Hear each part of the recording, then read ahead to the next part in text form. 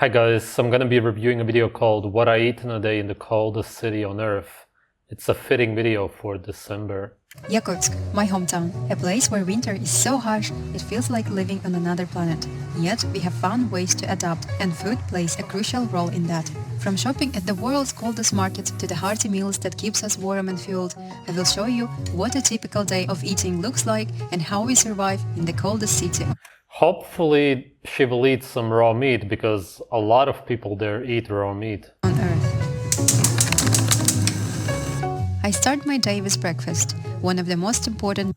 Ooh, I think that those are seed oils. It's very typical in Russia to use that. I would really stop that if you don't want heart disease later in life. The more you use it, the sooner it's gonna come. Meals here in Yakutia. It needs to be hearty and packed with calories to prepare us for the cold ahead. Today I am making traditional Yakutian pancakes, a simple mix of flour, water, milk and egg. Fried in oil.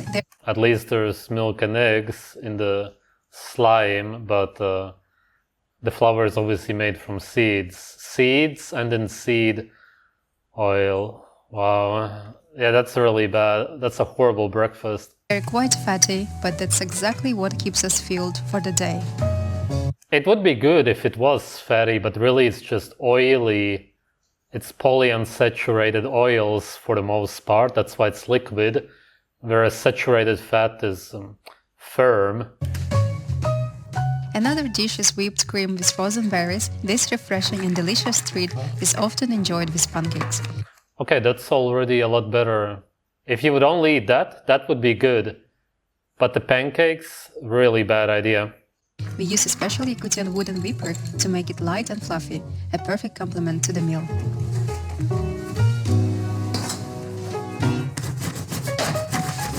In Yakutia, having two breakfasts is completely normal. It's how we stay warm in this freezing cold. The cream looks nice, that's all fine. It's just that you're eating seeds cooked in seed oils. Really good.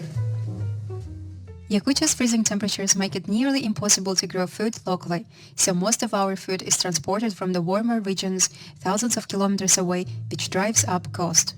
We have a large supermarket in Yakutsk where you can find almost everything.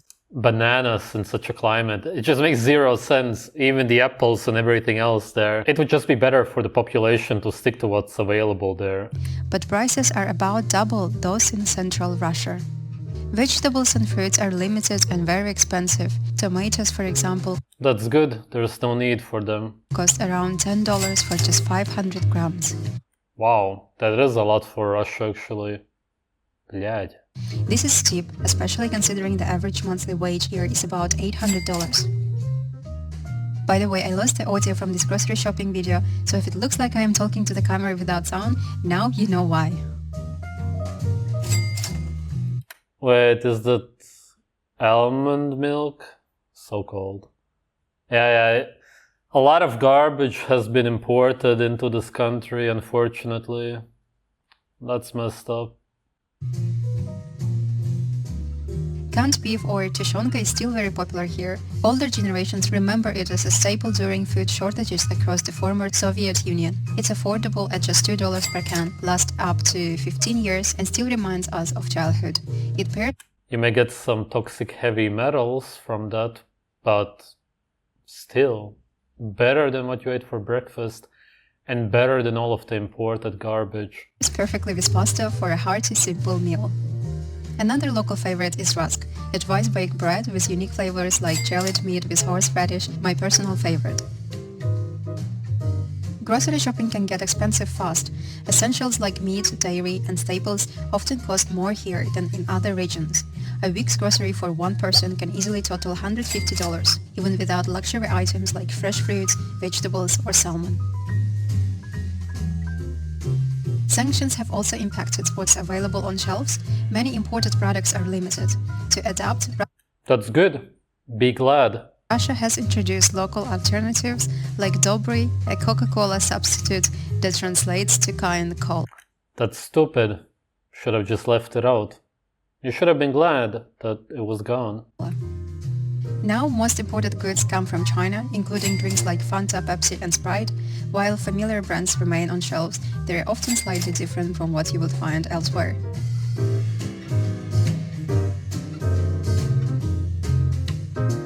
Frozen products are common and generally cheaper than fresh one.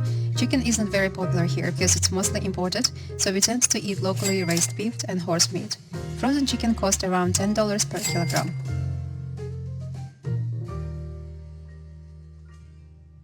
Olive oil is another luxury. Most people use sunflower oil, which costs just $2, while a Yeah, because it's poisonous. It's like a waste product, essentially. bottle of Borges olive oil can set you back $20, double what it costs in the United States. Yeah, but what does it matter? Olive oil is also just oil from a toxic fruit. Olives are bitter in their natural raw state. Coffee is also a luxury, as most brands are imported. A pack of Also good. It's just seeds again, toxic seeds that adrenalize your body. Just leave it all out, throw it out. Starbucks pods cost $11 for only 10 pods. Many people stick to instant coffee or local brands to save money, but if you're after premium options, they come with premium prices. Now let's move on to drinks. We visited a store that sells alcohol as This is very important in Russia, especially in the north because of the climate. in Yakutsk, alcohol is only sold in special licensed shops. These stores operate under strict rules. They are open only from 2 p.m. to 8 p.m. This law is meant to reduce alcohol consumption and prevent excessive buying. It's a unique system, but it's just how things are done here. When it comes to wine, the selection is quite limited. Most good wines are produced abroad in places like France or Italy, but they are hard to come by here. Instead, most wines available are from Georgia or Armenia. They are more affordable and easier to import. So if you're a wine lover, the choices here are fewer and can be quite... It's just because there's hardly any sunlight, and even if there is sun, you're not going to be standing out in the cold, getting sunlight. That's why also in Sweden, Norway, Finland, and all of these northern countries, people can get very depressed. It's mostly because they don't eat all the fatty fish, reindeer, and whatever they used to eat back in the day. If you stick to eating organs and all the fat, you will be fine, because you will be getting a lot of vitamin D. That's also why they are obsessed with saunas, especially in Finland. They even have these competitions, because they want the warmth so much, and when you drink alcohol, because of the toxicity, your body also warms up. That's why homeless people use a lot of alcohol. It's not necessarily that they are alcoholics as such. It's just that they drink a lot of it because they need to keep warm, and then you could say that they become alcoholics, but it's sort of a different reason. At least the reason why they started drinking so much. A typical evening in a Russian home is "Дай мне водку, сука, блядь, давай!" If you understand it. pricey.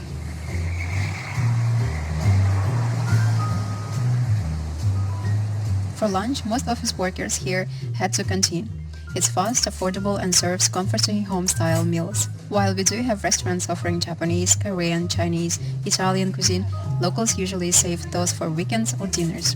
For lunch, budget-friendly and quick spots like canteens are the go-to choice. Рыба по-королевски, курица в сливочном, конина, котлеты тефтельки, чисто говяжьи. Today I've come to a typical canteen serving traditional Yakutian and Russian dishes. Whenever I go to the canteen, I tend to overdo it. This time is no different. I've ended up with a full 3-course meal. I've got a traditional Yakutian fried pie, Russian salad mimosa, offal soup, fermented... But really, how traditional are these fried pies? It's just, again, grain sludge fried in seed oils.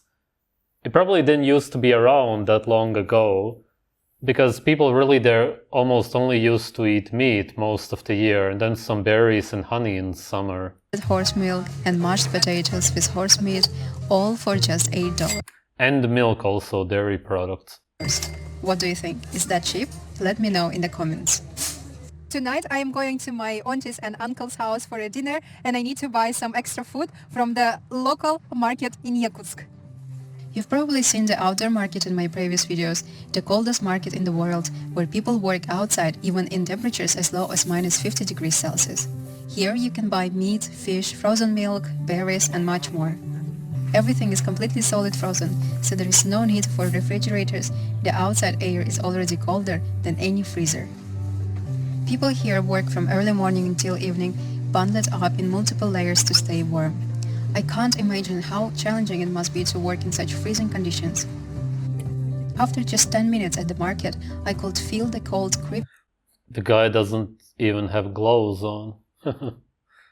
You get used to it, the human body can adapt to a lot. Through my clothes, and my feet felt frozen, like thousands of needles piercing my skin. It even burned. It's an extreme way of life. Some sellers even get frostbite on their cheeks, noses, and fingers. Yet Wow, yeah, that's hardcore. no one complains. It's their I'm sure that they do complain when they get frostbite. job, and it's how they make a living.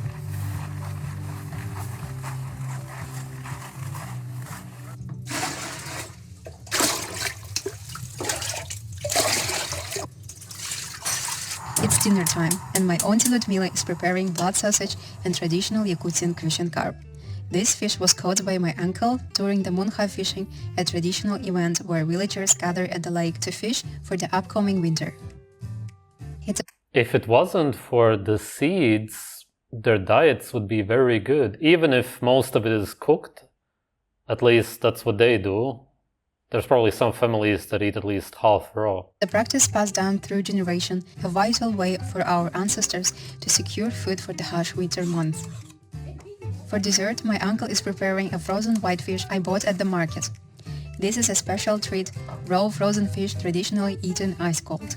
First, my uncle peels off the skin, a skill that takes practice, because you need to work fast. The fish must stay frozen. He's using a Yakutian knife, which is sharp and perfect for slicing frozen fish. A regular kitchen knife just would not do the job. That looks yummy. I would love to try this.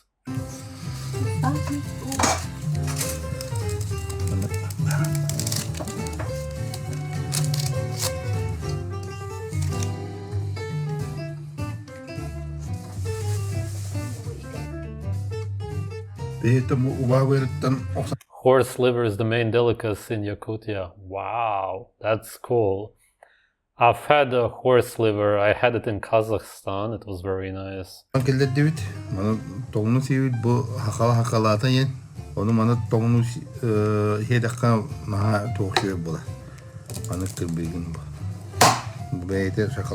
It's just like chocolate, exactly. Liver is just like chocolate, yeah. It's super similar.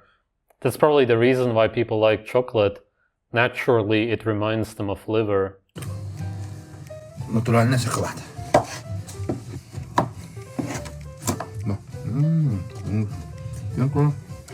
Ну, бия деликатесный шоколад, да.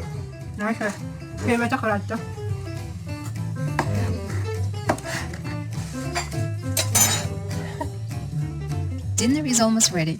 On the menu today, boiled Crucian carp, blood sausage, horse meat in cranberry sauce, pie, and a fresh salad. Leave out the pie and the salad and you have a super good meal. Some kind of imported cucumbers, tomatoes, both are fruits. No point, man, there's no fruits that grow there. Everything is from the farm, fresh, organic, and absolutely delicious. This time of the year, to be exact. It's a hearty meal, just what we need to stay warm and energized during Yakutia's harsh winters. Thank you for watching and let me know what meals are like in your hometown. Yeah, it's just that you have the potatoes, which are also, of course, flown in or whatever, brought in with the truck. They almost only used to eat meat most of the year because there was nothing else. The diets became more modern, but okay, it's still a lot better than what most people eat today. Yeah, I like this video. Pretty chill people. I've already seen videos from there. I also reviewed one a while ago. The people are a lot happier than in other places, even with this harsh climate. Obviously, such cold weather is not easy on you, to say the least. That's why people who live in northern countries spend most of the year inside, seeing as they hate the cold so much. Obviously, naturally, your body hates it. The same way your body hates really bad heat. It's just extreme, so to speak. That's why people like summer, but not when it's too hot. Everybody loves summer. As I was saying before, these kind of temperatures are bearable if you really overload your body with a lot of animal fat, fatty fish, blood also ideally. You eat your organs, then you will be fine. You will survive the cold, and you will also feel happy because you're getting all of these nutrients. You're getting the vitamin D from the brain and the rest of the animal fat. But seeing as people don't eat that, as I said before, they eat seeds cooked in seed oils, which they did also partly now, unfortunately, but thankfully it's not what they mostly eat. And lean meat with vegetables and fruits, none of that is going to help you to produce any body heat when needed. And you're of course also going to be mentally unwell because it doesn't feed your gut. And if your gut is not fed, then your brain is also not fed, in the sense that all of these feel-good hormones will not be produced. And of course, therefore, they also don't travel to your brain. How can they if they don't even exist in your body? That's the biggest problem with having an unhealthy gut microbiome.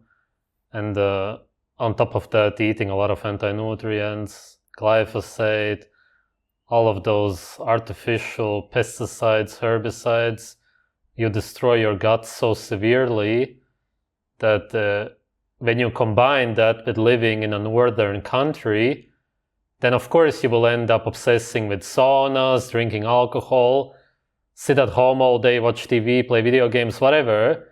Then your life can become insanely miserable. Life in northern countries, for most people today, is really unbearable, but if you would eat a good natural so-called diet, as in good natural food, then you could live an alright life there. Not that I would want to do it or recommend it to anybody, but if you live there, it's your home. We are all used to where we come from, our homes, and it just always gives you this feeling that you're home. This is where I'm supposed to be. I get that. Thankfully, I don't have that. I'm so glad that I don't live in the country where I was born, but I could understand if you would eat really proper, good food there, then you could live an alright life. It's still okay. People always used to somehow survive, and people used to be happy pretty much no matter where they lived. You can still do it. These people are unfortunately slowly shifting away from their natural ways of living. It's still okay. As I said, the people seemed something close to happy. For sure, a lot happier than people in Europe today and all of those garbage places. Those are just done. No matter how the weather is, whatever they eat there, even though they have access to good food still, you can just tell how insanely depressed they are. These people still have their family, they eat together, they live together, at least partly anyway. They have bigger families that live together. And they still have this community. And it's something. It's still a lot nicer to live there in that sense than in most places on Earth today, even with that weather. Thanks for watching.